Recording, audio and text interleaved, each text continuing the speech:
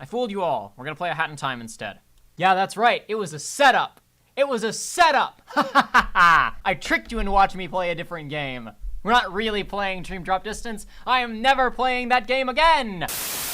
All right, yeah, all right, so we're hopping in here. We'll go ahead and get started. There's no reason to just wait around. Okay, here we go. Everybody pay attention to this scene. Xehanort, did you never lose your memory? My name is Ansem. Yeah, so, no, I can't start yet. I can't, I'm not allowed to pause yet. God, this opening is so bizarre. Everything about the beginning of this game is, like, optimally designed to be as like unengaging and inaccessible as possible. It's baffling. I say that Xehanort feigns amnesia, and everybody's like, no, he didn't fake it. He really had amnesia. Okay, then either A, you're wrong, and the opening scene of Dream Drop Distance revealed that he didn't have amnesia, or B, the opening scene of Dream Drop Distance was completely pointless. Are you guys enjoying your time here? You guys enjoying yourselves? It's worth noting, because this is actually a wildly important plot point, considering that it's a single shot. Riku kind of lifted his head there and opened his eyes and looked as he shot, and Sora didn't. Sora was still unconscious, and he kind of, like, automatically shot the thing, like, in his sleep, I guess. Believe it or not, that's possibly the most important plot point in this entire game. So people, I see this sentiment expressed a lot. I'm sure somebody said it first, and people have been parroting it, which is, the story of Kingdom Hearts isn't that complex, it's just convoluted. To which my response is, that's interesting. Your argument is both complex and convoluted. All right, here's our big gimmick for this game. I don't know, some people wouldn't call this a gimmick. It's a neat mechanic. Gimmicks are not a bad thing necessarily. I don't use that as a derogatory term. What if Shibuya is in San Francisco in KH3? That would be a good twist, and I wouldn't see it coming. But they'll put it in a trailer, so I will see it coming. Look at Mickey smiling, but being sad at the same time. He's a complex individual. He feels many emotions at once. Want to point out that he shouldn't be able to summon that weapon because supposedly the Soul Eater was an intermediary for Way to Dawn. Nomura said so in an Ultimania interview. So, like, it should have transformed into the other or something. Who cares? I don't know. Whatever. Let's move on. I'll say that nothing of importance happened in Dream Drop Distance, and people will go, no, it was important because now Riku has the power of waking, which is necessary to save all of the people, and he only got that by waking up the sleeping worlds. To which my response is, what is the power of waking? Well, it's gonna help people who are trapped in bad situations. Yeah, but what does it do?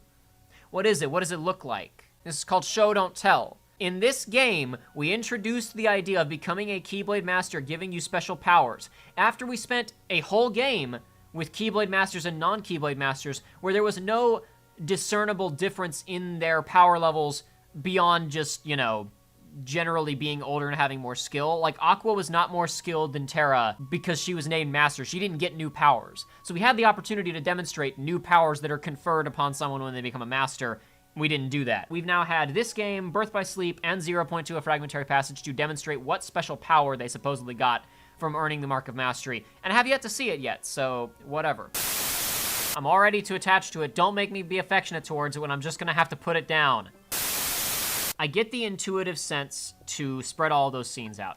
Now, the problem is that a better writer would have realized that they had just written kind of wrong. Yeah, I hear this a lot when I hear people talking about writing. Something that I've noticed that a lot of people who are getting started will say, man, I'm having a really hard time writing this or whatever. This scene was really difficult for me to write or whatever. Not always, but very oftentimes, if you're having extreme difficulty writing something, that's your intuitive sense as a writer telling you that this scene isn't working. For all of the problems of Birth by Sleep and Kingdom Hearts 2 and others, and Coded, this game is possibly the worst in terms of just its basic story structure. It doesn't have acts, it doesn't have events occurring, it doesn't move, there's no progression, and the key one to talk about right now is that there's no inciting incident. There's no crisis to throw our characters into. There's no real urgency to what we're doing, and we don't really explain what we're doing here, at least not at first. The inciting incident is literally kept a secret until midway through the closest thing that this game has to a third act. Just fantastic, just hilarious. Why can't he open all the lanes? Yeah, Ericus could. Oh, that's it! Oh! That's what the Land of Departure does! It wasn't that Ericus opened all the lanes between, it was that Land of Departure has a secret button that opens and closes all of the lanes. Okay, that's actually super powerful. If that's the case, it probably isn't. I'm probably being way too generous. I am very confident that nobody on the writer's staff has ever thought of that and that that's not canon, but that's the only thing I can possibly think of.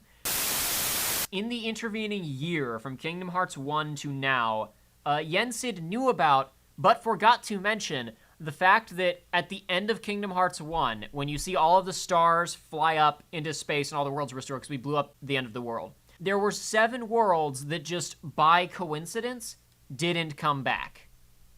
There is no explanation. They just didn't come back because... bleh. Because now we're gonna have this. Because somebody watched Inception around the time that they started working on this game. The timeline works, like, perfectly. Shut up, Joshua. You just stop making me do this! Can't even skip it. I don't want it! Trash. Yes, I will say the world design and layout is more interesting thanks to, I assume, the addition of flow motion. Yeah. I think that they assumed, since you would be darting and flying around, that they would, you know, mix up the level design a little bit, make it wider, give it more verticality and whatever. The problem is that they have built quite possibly one of the most powerful platforming movesets in any video game ever, outside of like a Spider-Man game. And they have built Bubsy levels.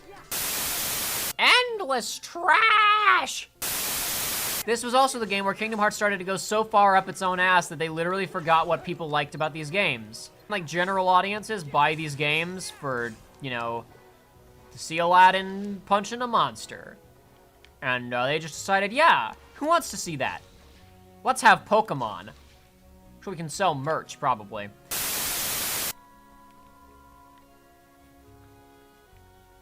Well, that doesn't look quite right, does it? It's literally a matte painting. How curious. All of these games were a huge waste of time because, oh, Dream Drop Distance and Birth by Sleep and 0.2, they're all important setup for Kingdom Hearts 3, only for it to turn out, no, actually, they were important setup only in that we told you things that were untrue so that we could then subvert those things. Like, what a waste of everybody's time, man. It's a freaking 9-year runaround. And see, that's the thing about Kingdom Hearts 3's gameplay and about these games, is that the people making them are not concerned about making well-balanced or well-designed action games. They are concerned, first and foremost, with making flashy action games. So people have complained a lot about the situation commands being kind of bullcrap because it makes it more difficult to control the action of the game. I'm gonna say right now, this is critics' fault, what's happened with the Kingdom Hearts series, because everything that we've seen is a very direct response to criticism of Kingdom Hearts 2. A low-level play of Kingdom Hearts 2, incredibly simplistic. Low-level play of Birth by Sleep, extremely diverse and complex. High-level play of Birth by Sleep, dirt easy and simple because there are exactly 3 things in that game that matter and nothing else matters. High-level play in Kingdom Hearts 2, incredibly complex because you've got dozens of different options that are all necessary and relevant for those game's most difficult boss fights. I'm sure that the people who design these games must be aware. There's no way that they haven't looked up, you know, no damage runs and speed runs to see what people are doing when they're taking into consideration the design of their games. I'm not saying that they're listening to everything the speedrunners have to say. I'm saying that at the very least they can see, oh wow, this Thunder Surge thing is not behaving as intended, right? It's like the Brawl. It's like the Smash Brothers Brawl issue of Sakurai saying back in the day, no, you guys are playing it wrong. Of how Brawl was intentionally designed, like, yeah, we're gonna undercut the point, like, everybody's like, oh, Melee, it's this super tight, consistent, you know, fighting game. And Sakurai was like, no, don't play it that way. I'm gonna make Brawl a party game where you can just trip randomly and things don't work properly. Like, intentionally. And then, of course, now they have embraced the competitive landscape with Smash, but the point is that I 100% get that the priority on Kingdom Hearts 3 is making something that will look cool and be fun to the normies. I love this game. I love this video game. That is a non-perfectly circular boss stage, I see. The boss stages in this game can't be perfectly circular because you have to have geometry to flow motion off of. The final boss stage is perfectly symmetrical, or perfectly circular, except that one side of the circle has a wall and there are some poles in the middle, or else the game's main mechanics wouldn't work. They wrote themselves into a corner. They had to make levels. I don't even care. Like, I'm not even paying attention. I just don't care. I just don't care.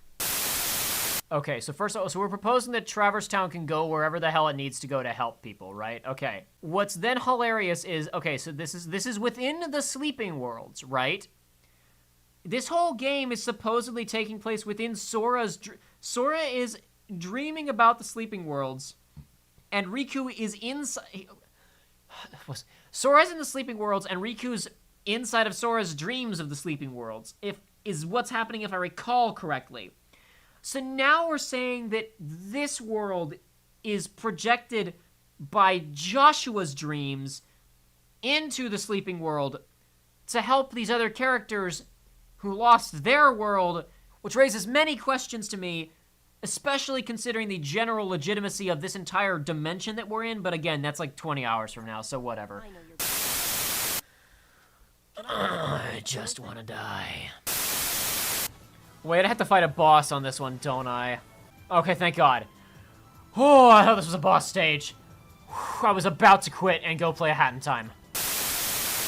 Sora's insufferable childlike whimsy comes out to play in these missions a lot. Faster! Faster! Whimsy! This may be a life or death situation, but I just want to have fun! Faster! Ah! Riku! Where are you? I look everywhere for you, Riku! Oh, man, the comedy hour is about to kick off. I was worried for a second, and I was like, no, wait, we can just enjoy this now. Because I don't have anything, like, serious to talk about now. We can just laugh at on its face. Choose me or your pyre. Be mine or you will burn. Frollo and the evil stepmother are on the exact same level of evilness within their hearts without any outside tampering.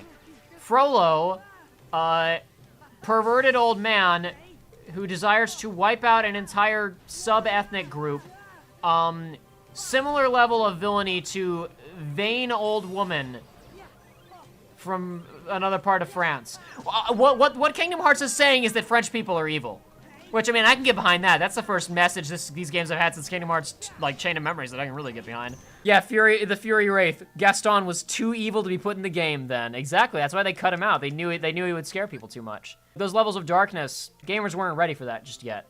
This marks, like, the 4th time we've been to France. To be fair, that's not Kingdom Hearts' fault, that's Disney's fault. Or I guess, you know what, it's France's fault for having so many fairy tales, right?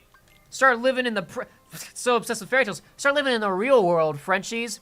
We're done making fun of French people now. I'm just joking around. We here at the Frustrated Jacob and Research Runs YouTube channel do not actually have any, do not actually hold negative opinions towards the people of the great country of France.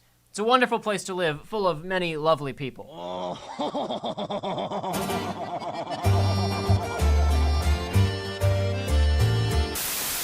Nah, Voorhees, drop Accelerator is a waste of time. Much as we must all, just as we must all die one day. In Dream Drop distance, you must drop one day, so it's much better to make the time that you have more productive by making yourself stronger. Quasimodo doesn't know who Sora is. Sora ran up with the sword and said, "Get out of there!" And now he's like, "Way to go, Quasimodo!" And he's like, "Who are you again? Who are you? Have we met before?" We could look over and see, oh no! Gay Paris is burning, whatever shall we do, ho ho. And now that we're here, look guys! Oh no, Paris is on fire! The riots, oh no! What a catastrophe! Oh no! No, how will they ever recover from this horrible day of days? This is exactly what I'm talking about when I say, like, it's an elementary schooler's attempt. It's like, it's an elementary school play. Look, you guys, Paris is on fire! How could this have happened? You know, somebody paid good money for those boxes, Frollo. We'll make him pay for this yet. Kaito Blood Edge! There are no people in France because they're all in the boxes! Oh my god! An average episode of My Little Pony Friendship is Magic has more to say about friendship than most games in the Kingdom Hearts series. And I know this because I watched the first 2.5 seasons of My Little Pony Friendship is Magic. Yes, I used to be kind of a brony at one point in time. So whatever, that's out there now. But it's for real. That show has more actually to say about the essence of friendship than this series does in most of its entries. A show for 5-year-old girls is more nuanced than this video game for teenagers about killing people that's been running for 15 years. If I can say that sentence in an informed way and mean it, someone, somewhere, messed up. It's not about the darkness within him, it's about whether or not he's worthy to wield the Keyblade. But that scene was literally just his arc from Chain of Memories. If you don't learn to embrace the darkness within you, it will control you. Mother effer, I sorted that out 5 games ago. Still afraid of the dark, I see. No, I embraced it in that fight where I killed Zexion. Do you not remember? We covered this. We did this before, it was great. Stop! Okay, this is a sentiment I think a lot of people share, especially, I hear it get thrown around a whole lot with Hunchback of Notre Dame. But, so like, it's really, I was gonna say, man, it's a bummer that this movie got wasted on Dream Drop Distance, but really it's like, man, it's a bummer that every single world in this game got wasted on Dream Drop Distance. I just want to point out for anybody who doesn't like this game, that, Sam succeeded in making his video game anime 2D girl into a real girl. Just want to say, Sam, big role model. He took the woman out of the video game and made her into physical reality. Many of us aspire to such a lofty goal. Watch this, guys. I possessed him and turned him into a suicide bomber to kill his own friends. Because that's what heroes do. Right, I'm in this awful room. Okay, we gotta be very careful not to die, or else we're gonna get backed up by like 10 minutes. Don't hit me! Oh my god.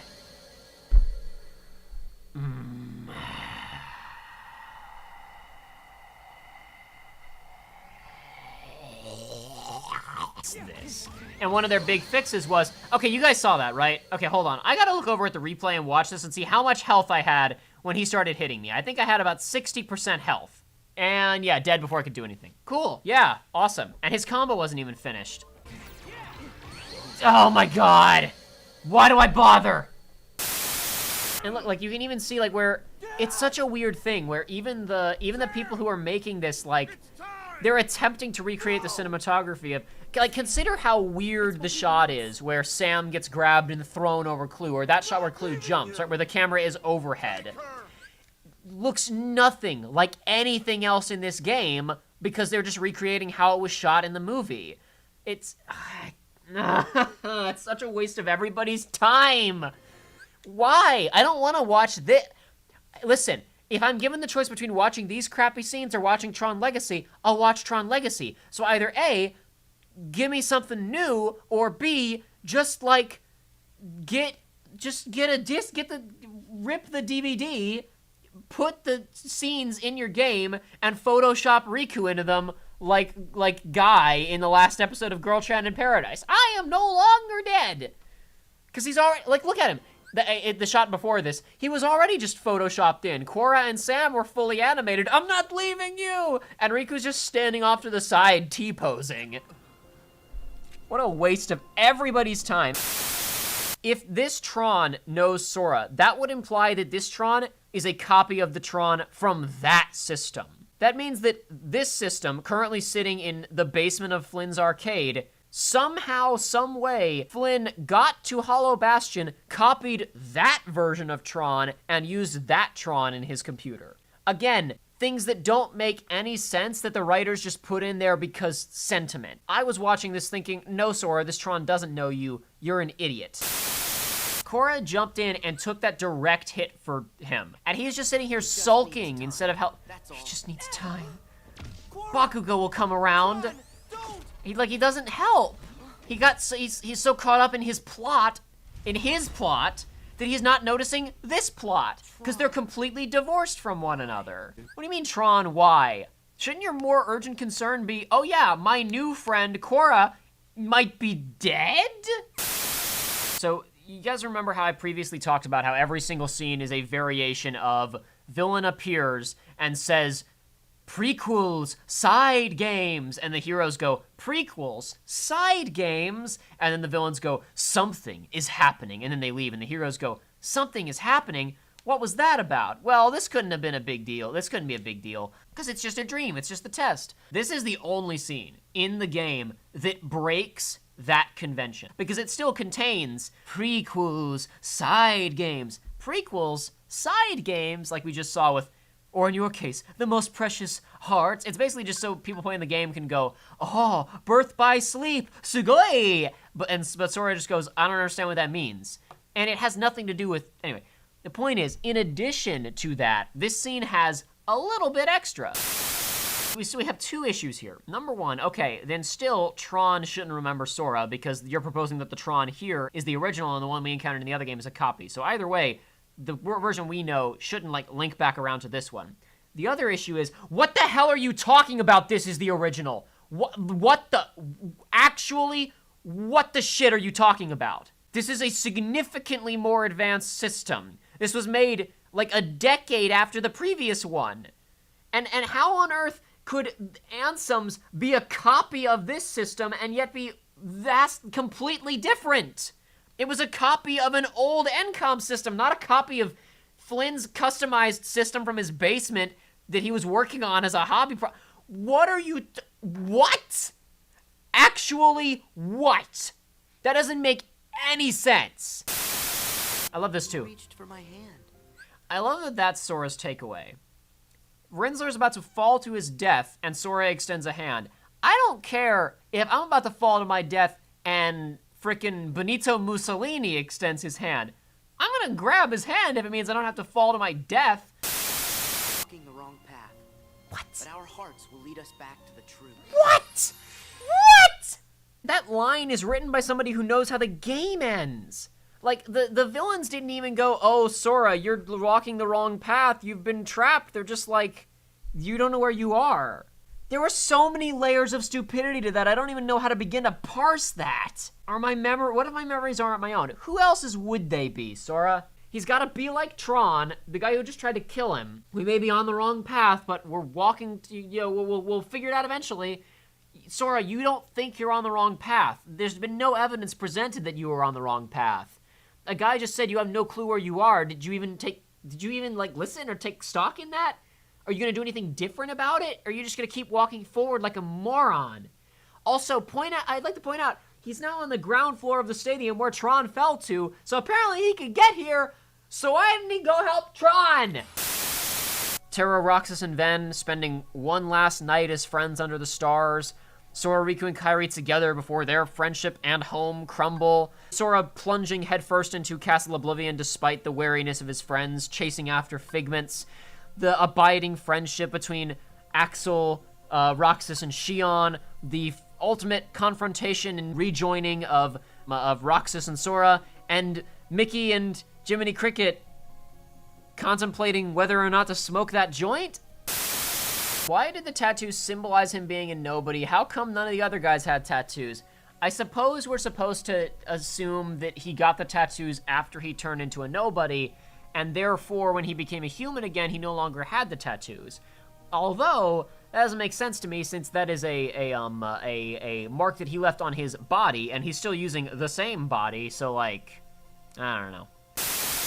It's Xemnas! How can you be here? His next line of dialogue is, couldn't you nobodies really have hearts all along? The first thing that he says! The first thing! If we were doing this in order, we'd still have another like 15 hours to go before the actual reveal. They can't keep a secret. They can't keep it under wraps, guys. If they want to tell the audience something, they scream it loudly. We have something we desperately want to tell you, audience.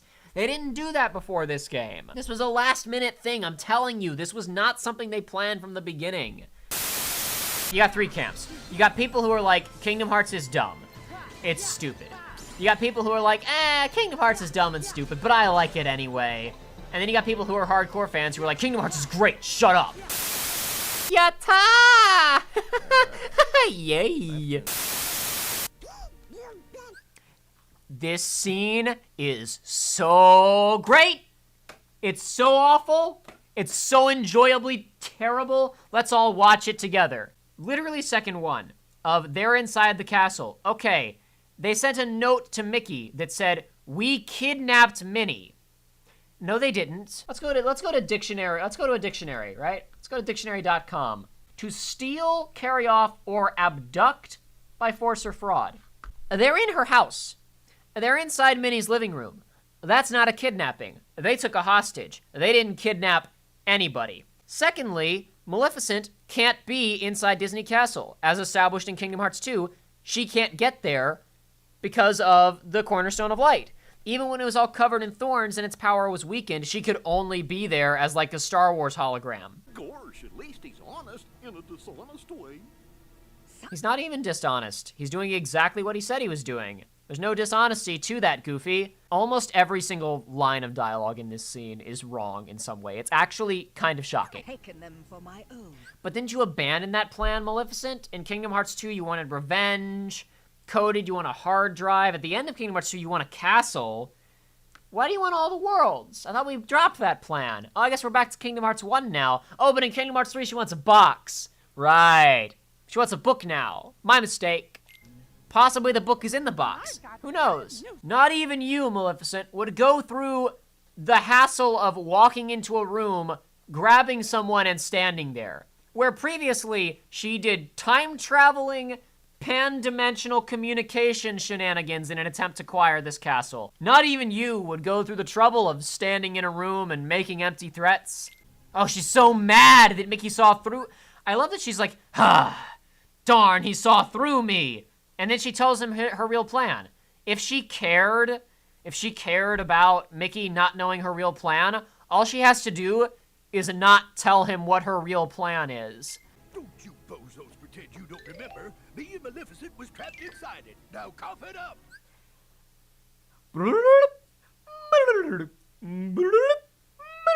I love that the serious music is still playing in the background in the middle of this serious scene, and there is a 1930s comedy sound effect for a flashback. Wait, so okay, am I supposed to take this scene and these characters seriously? Or are they a joke? I don't know, and the game is refusing to tell me because it's giving me some serious mixed messages here. I'm afraid that is no concern of yours. See, look! They even ask! Okay, so Maleficent, why should we stop you from getting the data? Says the script. The script responds, I'm not telling you. We're gonna keep that a secret because we haven't figured it out yet. Guys, you had a whole game. You had Coded, and then like 2 years later, you had this, and you still haven't figured it out? To the extent that 2 years after this game came out, when 2.5 happened, they had to, okay, they finally said, okay, guys, they all looked around at each other and said, okay, guys, it's time to admit, we still don't know what we're gonna do with these data worlds. Maybe we should give Maleficent a new objective. And so then they wrote in an extra scene in 2.5 where Maleficent says, you know, these data worlds suck, but they remind me of something. They remind me of the Book of Prophecies. And then in Chi, we found out what the Book of Prophecies was. It's like they literally spent 2 games trying to figure out why Maleficent wanted these things and realized that they literally couldn't. They literally could not come up with a good plot. So they had to go back and say, never mind, she never actually wanted the data worlds. That's the level that we're at. It took them 5 years to figure out that Maleficent wanting a hard drive wasn't a good story and maybe we should change it. If Maleficent and Pete can't beat up Mickey, Donald, and Goofy, how do they anticipate to take over the entire universe? No, I was just on Twitter the other day talking about they announced that the North American and I presume the European and other region versions of Union Cross would not be up to date with the story by the time that Kingdom Hearts 3 comes out. That revelation coming days after Tetsuya Nomura states, okay guys, get ready because now we're going to start adding a bunch of major story updates to Union Cross that are setting up for the story of Kingdom Hearts 3. And my initial snippy response was, oh, so you guys were just playing for the last 5 years, huh? Oh, y'all were just playing, huh? Y'all were just playing. Where'd you get that key? This? It's a keyblade. I know. You came from another world. Why'd you right? ask that question then, Mickey? Was he just maybe he was just like testing to see if Sora was an idiot, right? Like, okay, this kid is clearly from another world because he has a Keyblade. I wonder if he's stupid enough to blow the world order just because I ask him. Oh, he is stupid. Okay, I have to keep an eye on this guy because he's a moron. Guys, this is just like the train sequence from Uncharted 2, see? We just keep going, man. There's so much map. How impressive. Look, guys, it's just like Uncharted. There's like there's like, you know, big dynamic events you have to avoid along the way with cutscenes alerting you to their presence. It's just like Uncharted. I just want to point out, Minnie still hasn't had a single line of dialogue, and she's just had this static face the entire time that we've seen her. What a great character. She might be catatonic. There she goes. Don't attack them, Sora. I have an idea. Goofy, do you have any ideas?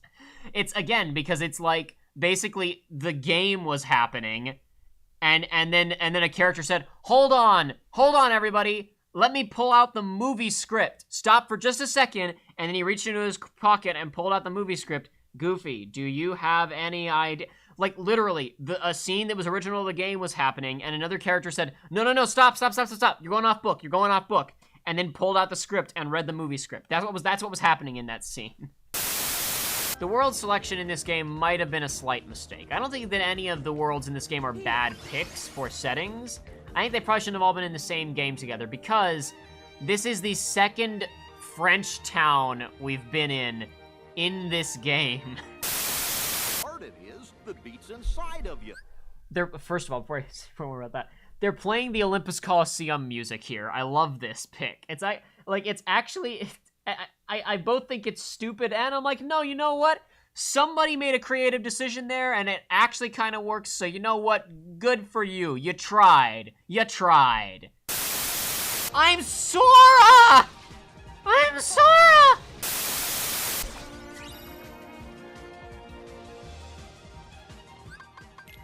Nope, spirits, you fool. Ready for a harsh transition. Sora says, Riku is here. He puts his hand to his chest. He's been by our side. He's with us the whole time. When was Sora lonely? Why do I give a crap? Why did Sora get emotional at the idea of Riku being here? Sora has known that Riku was here the entire time because that concept was introduced at like minute 1 of this game. That line wouldn't even need to be changed if Sora had spent this world kind of like, man, it bums me out to be by myself. And then here in this moment, he's like, wait a second, no, I'm not by myself. Riku may not be with me literally, but he's always with me. My friends are always with me. Kingdom Hearts 1, right? When Donald and Goofy leave Sora, it's a bad time.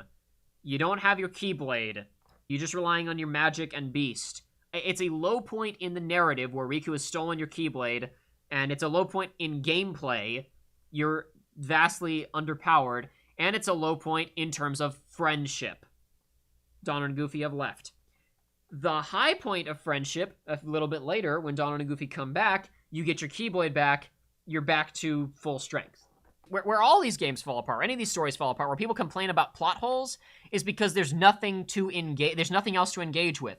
All of the characters just go, okay, now we have to do this because this happened, and they don't never feel anything about that. It's just a constant back and forth exchange of logistical information of what has happened and what we need to do.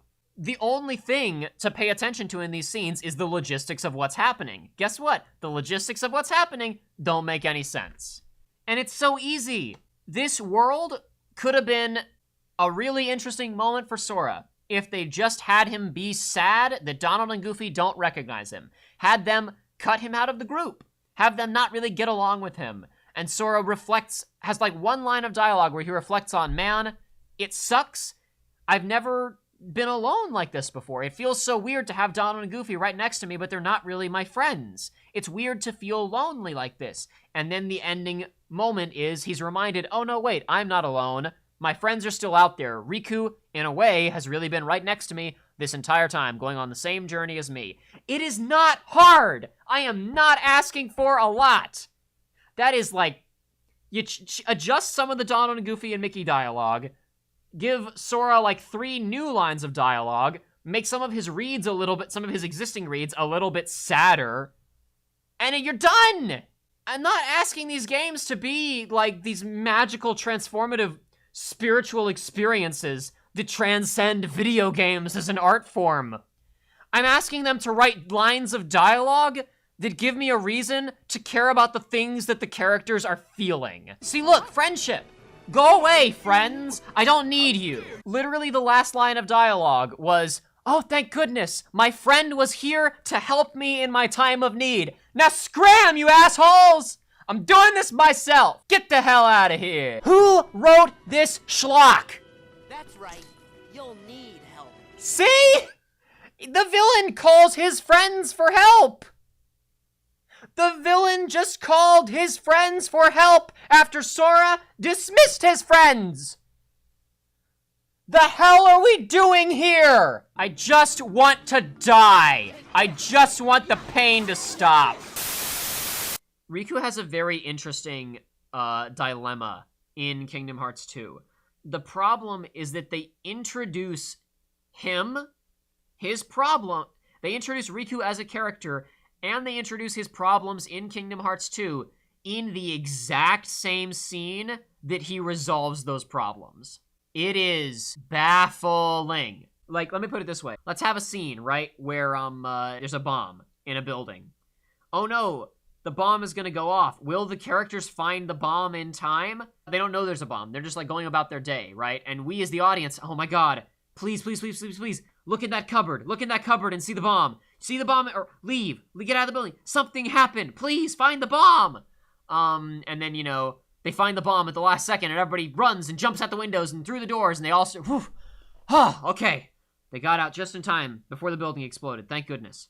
In Dream Drop Distance, or any of these Kingdom Hearts games, it's just a totally normal scene in which normal things are happening and people are just having inane dialogue, and then they discover a bomb out of nowhere with 5 seconds left on the timer, and they all dive out the windows and the building explodes. It comes out of nowhere, and you have no time to appreciate the tension, because it's just like, bam, bomb, explode! Oh, wow, was that, okay, I guess the scene ended. Huh, that was a lot. Okay. What was the point of that whole scene where everybody was just talking about nothing? All that inane dialogue that the characters were having?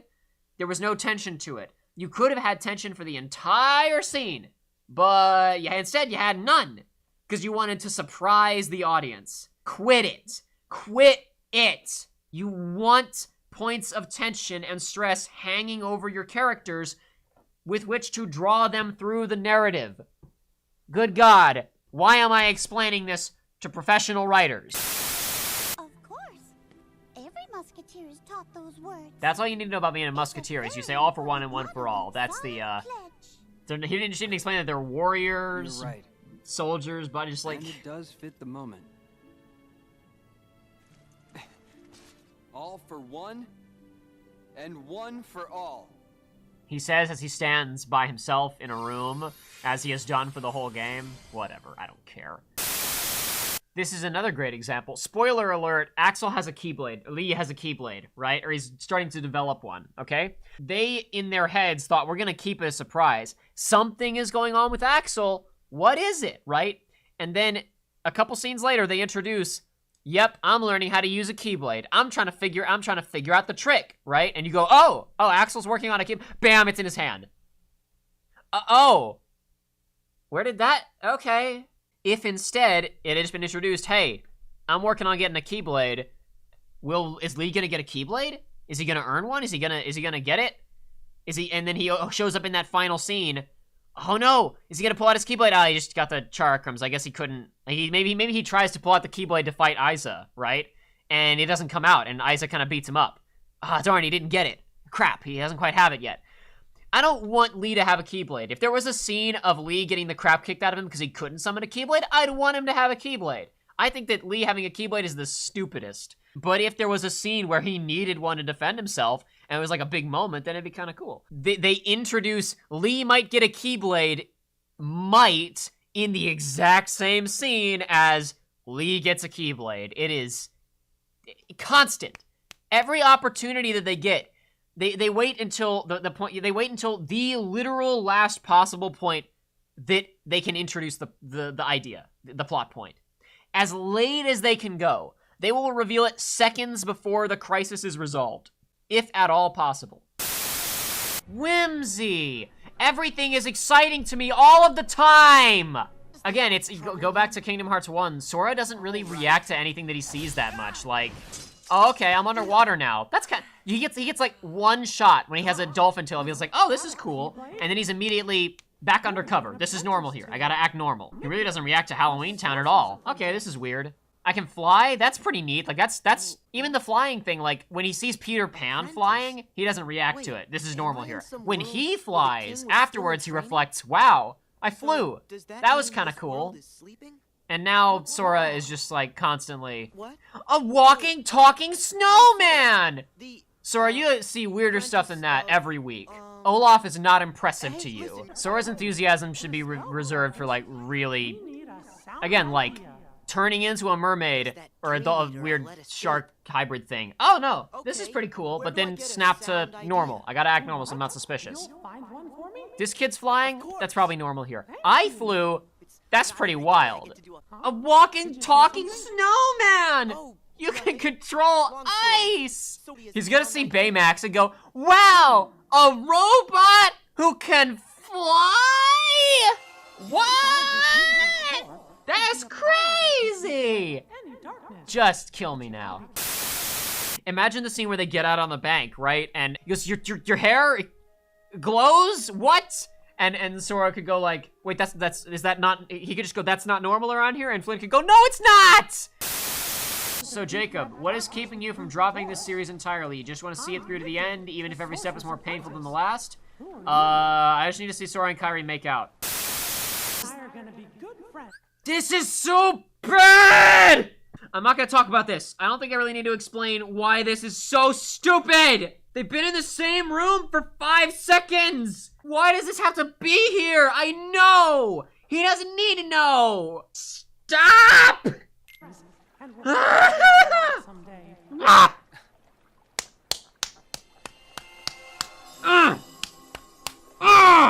music is a sound idea enough to dispel darkness.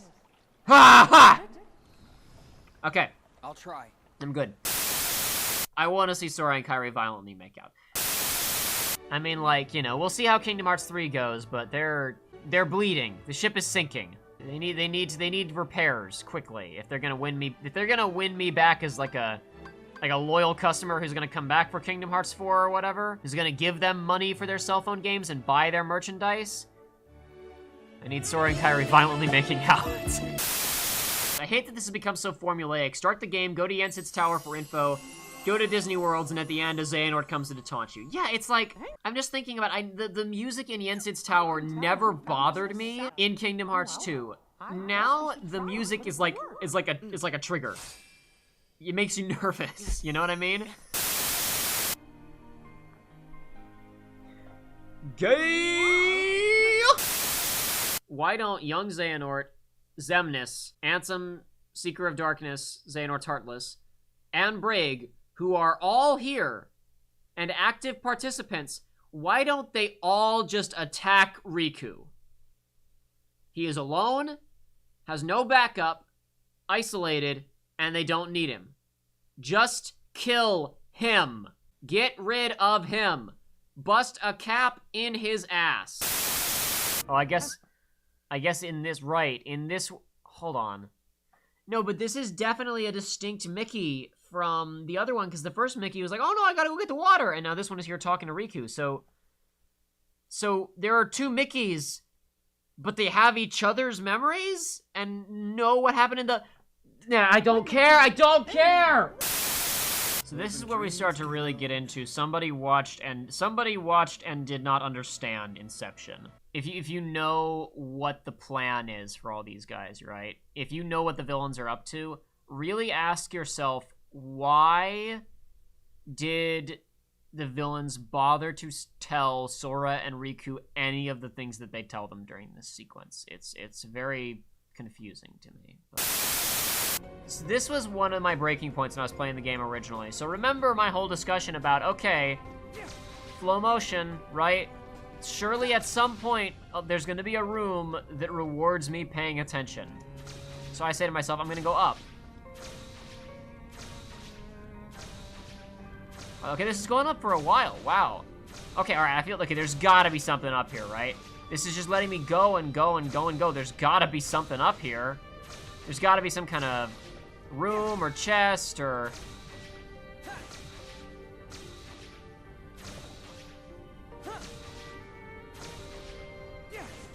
Or there could just be nothing. Oh, I have to take a crap so bad. I'm trying to hold it in. He now has all of Roxas's memories. And he feels all the bad things that Roxas felt. So he's inherited all of Roxas's pain. Yeah, that's how character motivation works. The idea that we're gonna fight Xemnas and Ansem again in the next game is so hilarious to me. Because we fight them and beat them in this one. And it's the second time we've fought them and defeated them. Terra beats old, crusty Xehanort in Birth by Sleep. And then Aqua beats young Terranort Xehanort in Birth by Sleep. Sora beats Ansem in Kingdom Hearts 1. Riku beats Ansem in Calm. Sora and Riku beat Xemnas in 2. Then Sora and Riku beat Xemnas and Ansem again in this game. Why the hell should I care? He's talking to a villain who wants to kill him and is luring him into some kind of trap, obviously. And Sora is concerned about, but wait a second.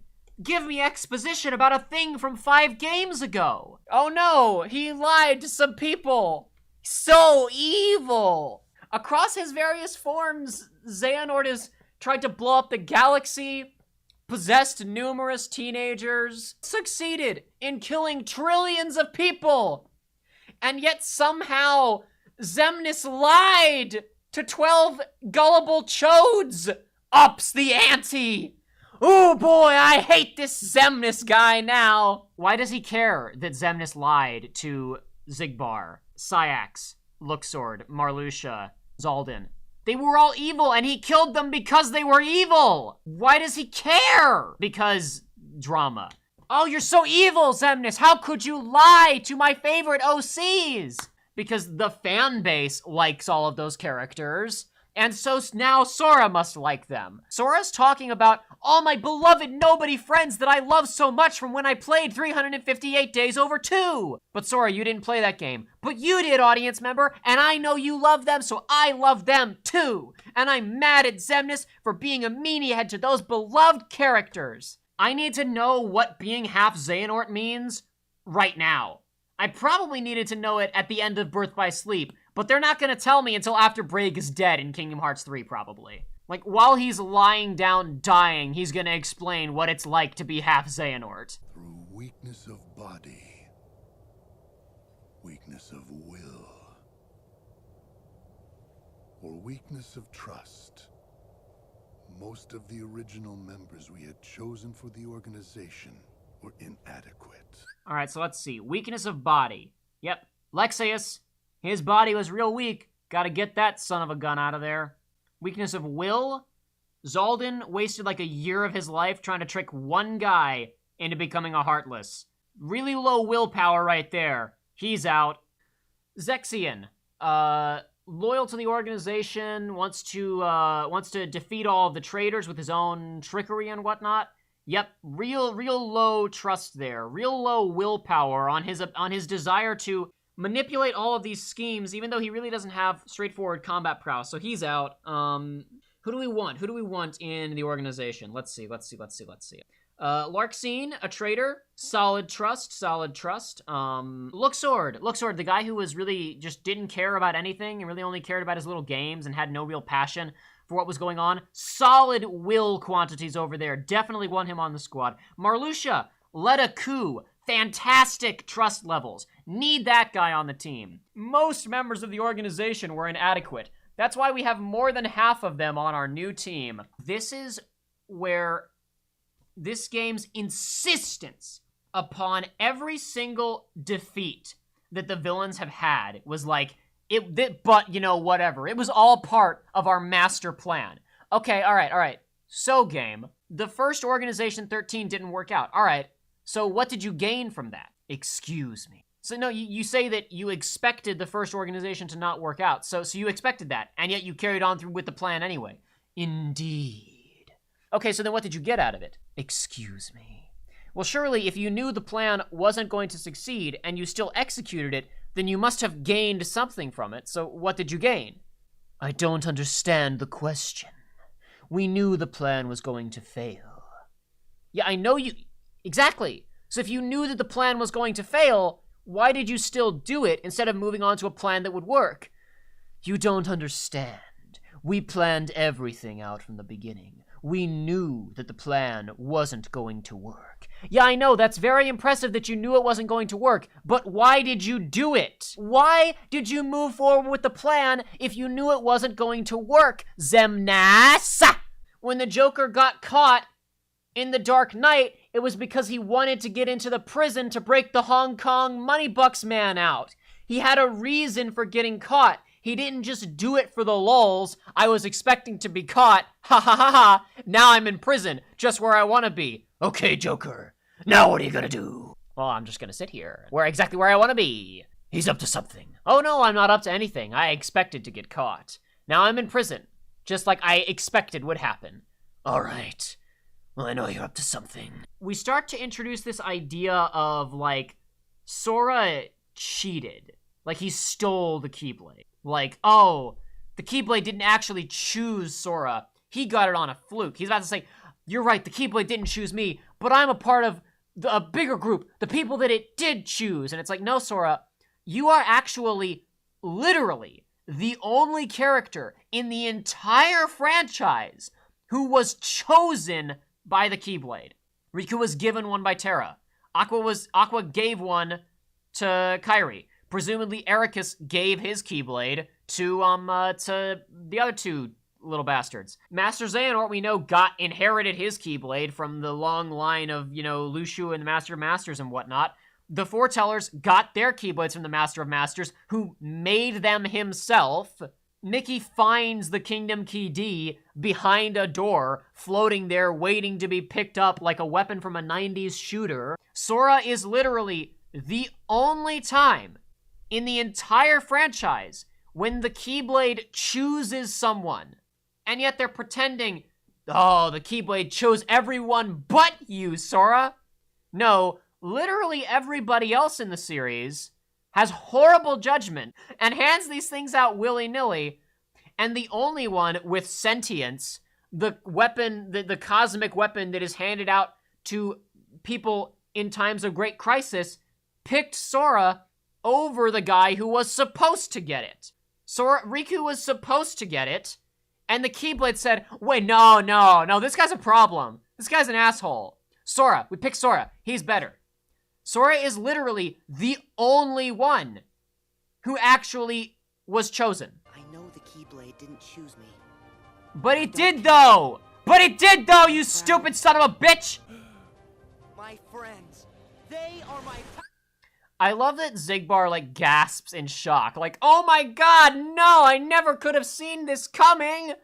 2 seconds ago, Sora was like, I am strong and powerful and believe in my friends in the Keyblade, and Braig was like, that's pretty stupid.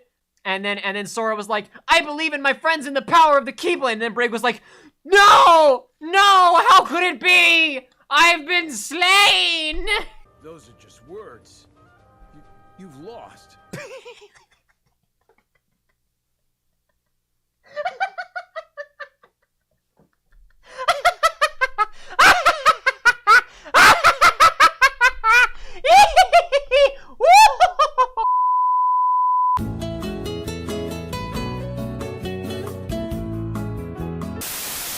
Oh, you may think you've won, heroes. You may think that you've successfully defeated us and that our plans have gone awry, but no, no, no. Even when we fail, we succeed because we are master hackers of reality.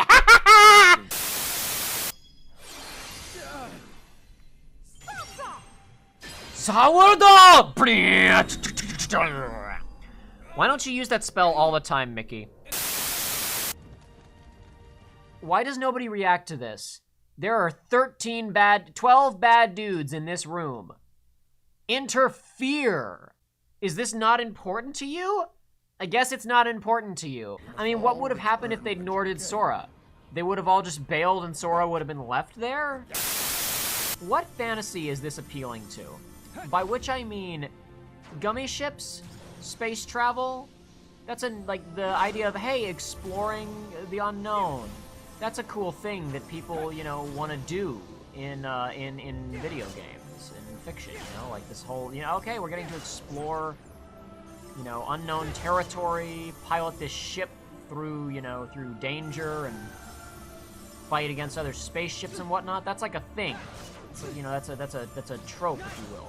What trope is this playing to other than, hey guys, our game is in 3D. Did you know that our game is in 3D?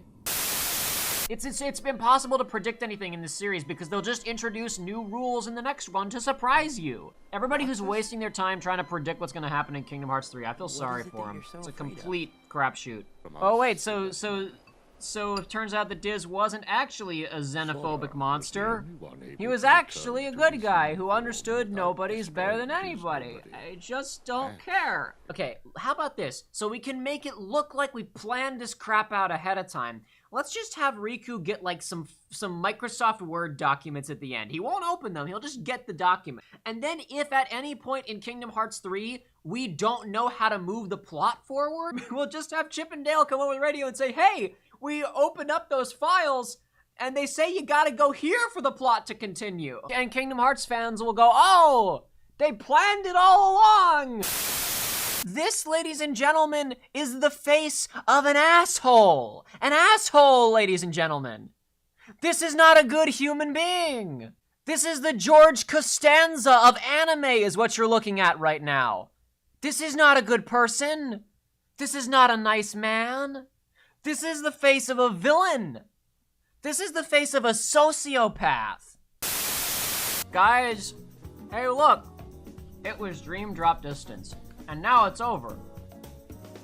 What a great video game. I just love Kingdom Hearts so much. Words can't describe my feelings for this game. Goodbye everybody, have a good evening.